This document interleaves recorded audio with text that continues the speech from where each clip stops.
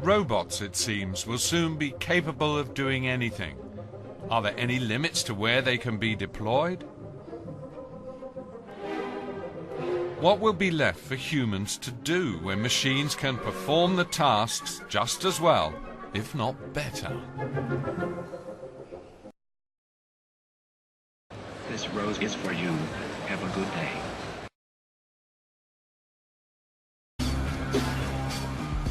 An internal survey conducted by the New York office of Deutsche Bank on Wall Street predicts a crisis of unprecedented proportions on the labor market.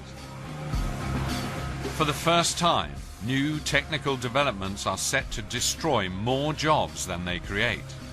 Fewer and fewer workers will be needed for the same output, a change with far-reaching consequences for industry and society.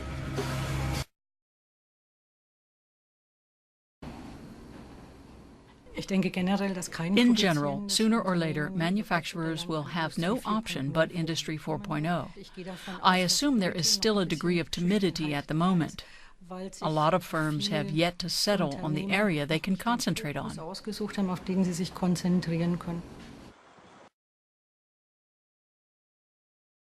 We tend to talk about Industrial Revolution 4.0, and the simple thing people say is, well, robots are going to replace factory workers' jobs.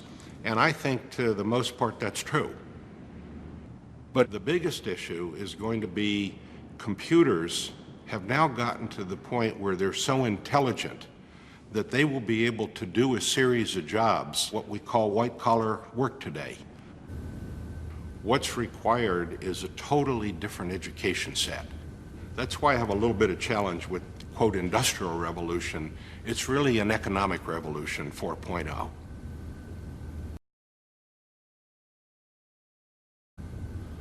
Joe Scherndorf is on the board of the World Economic Forum in Davos. The revolution, he says, will not just render millions of jobs redundant, but also a lot of multinational corporations. We're going to see global companies go away. If you look at the Dow in 1890, whatever, when it was started, there were not 30, I think there were only 18. There's only one left today, which is General Electric. All of them went away. I think that if we just look out 10 years from now, about a third of the largest companies in the world today will no longer be around. There was a famous headline that Jamie Dimon said, banking industry, watch out, Silicon Valley is coming to eat your lunch. And I think you could take that and put almost any industry in there. And one that I think you should be particularly concerned about is the automotive industry. I will tell you that that's probably going to have as much disruption over the next decade as any other single industry. As you look at, people make a joke about Tesla today. Don't make a joke about it.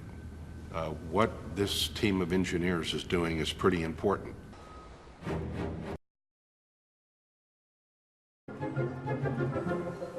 Over the past several years, the relationship between companies and their workers has changed more in Japan than in any other industrialized nation.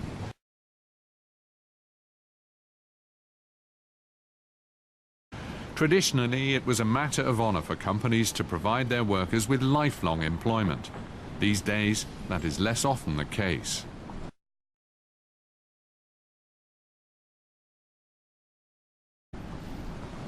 For many Japanese, it is a matter of honor to actually have a job.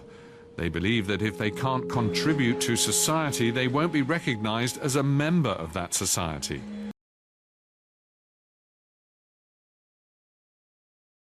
That's one reason many Japanese put themselves under so much pressure at work.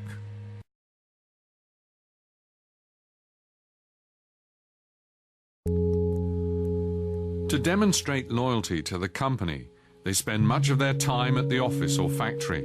They forego vacations, and they work when they're ill. There's even a Japanese word for literally working yourself to death, karoshi.